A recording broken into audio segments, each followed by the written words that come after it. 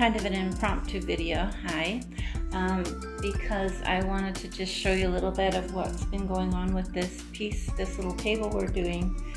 I was working on it and then I thought, well, this is stuff I really would like to show you guys. So what I have done so far is sanded down the tabletop that we stripped the other day. So I just sanded it to a nice smooth surface ready for staining. And I believe the wood is a black walnut. It has the grain of walnut and it looks like a black walnut piece. So that's good, we'll just stain it. This I have taken my mouse sander to the flat bits, and then, oh, there's a spider.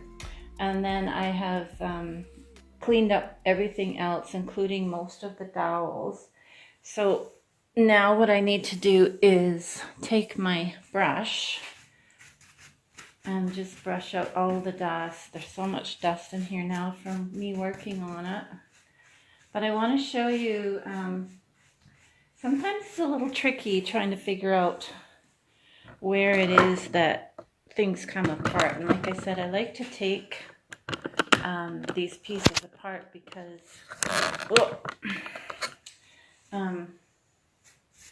I like to take them apart because I like to get right in the grooves and in the notches without leaving streaks and paint marks and that sort of thing. So I'm just going to brush this off, and once you've sanded your piece, you don't want to wet it with any cleaner, so you have to have cleaned it beforehand. I'm just going to show you this one leg, what we're doing here. I've got it all clean now. There is a little bit of, here you can see, where am I here? Yeah, you can see a little bit of in the grooves where I didn't quite get the old stain out. So what I'm going to do there is use Ultra Grip, which is a fusion mineral paint product. And I'm just going to Ultra Grip in all these little niggly bits here. And that way I don't have to fuss about getting right in there. I've got the majority of the stain just scuff sanded all the way down. So I'll do that and paint that in there after. But this piece was really wobbly, and you can see this leg wobbles and the other one wobbles. And if you remember the other day on the first video, I had said that I thought things were really uneven and it was really wobbly when I was working on it. So part of it is they have these, I'll show you. They have a pad on this foot and then just a regular nail head pad on this foot. So I'm going to take these pads off so they're even here. That would really help to level things out.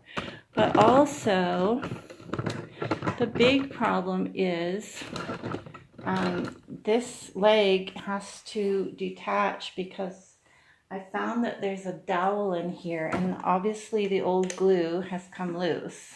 So I'm going to take the screw out, and these screws are super old. I mean, they're really rusty. And I'm going to, now if I try to pull it apart, it just barely does anything. So we're going to play whack-a-mole. I'm going to tap it off. So there I've got it to the point where, I have to lay that down for a second. There I've got it to the point where I can add some glue now, and then all I'm going to do is put it back on. I'm going to use No More Nails glue because I like No More Nails, and it doesn't need to be much glue either. If I can get the cap off, doesn't need to be much. But while I'm here, oh, you know what? Let's see here. Let's see if this one. There we go.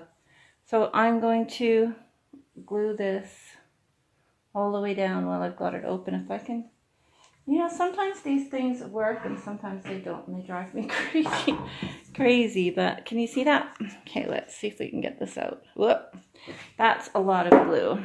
So, but what I want to do is just put a little bit all the way up the shank there and right onto the dowel. Well, I've got way too much squirted out, but that's okay. I'll wipe it off my fingers after. And if I get a little bit too much glue, once I put it back together and it's kind of hanging over the edge and dries that way, all you do is just sand it off anyway the next day. So, but this will basically never come apart now. Take my little baby wipe, which is super handy to have in the shop for cleaning junk off your fingers. Okay, so now we can take this piece and put it back together.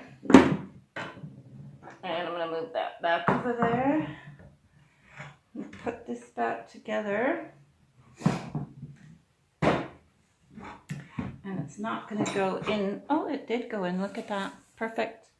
And then we're going to cinch down this screw, put everything back in place, and that should dry overnight. If you had wood clamps, okay, so you can see here, I'll show you right here.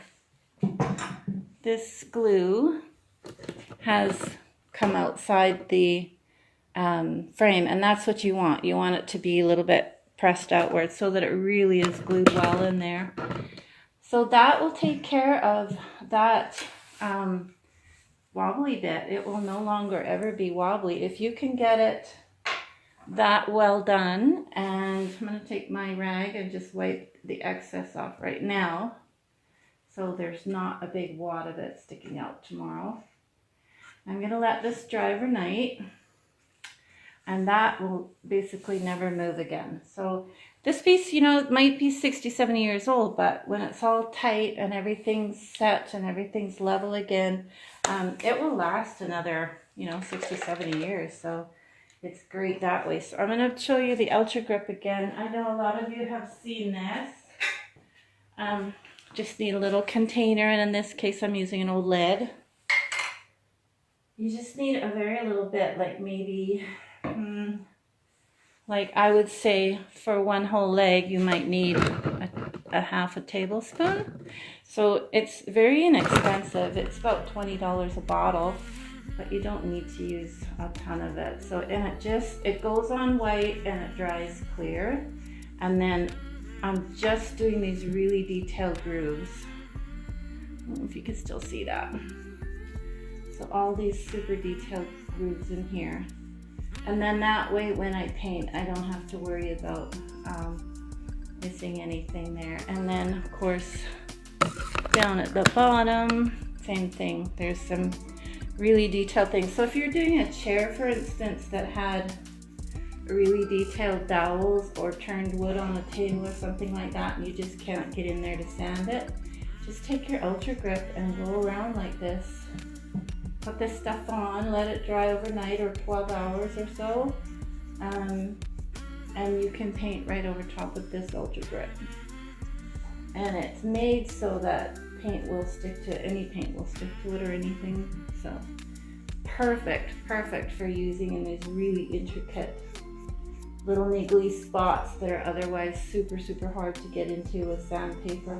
Some people I know actually use Ultra Grip on their whole piece, which I think is kind of unnecessary, but if it works for them, whatever they want to do, right?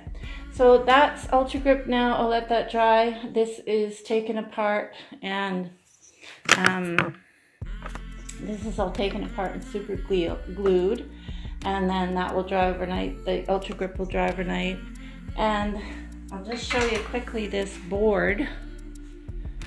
It turned out really nicely. I still have to do a little bit of sanding, but the grain of this board, I believe, is black walnut.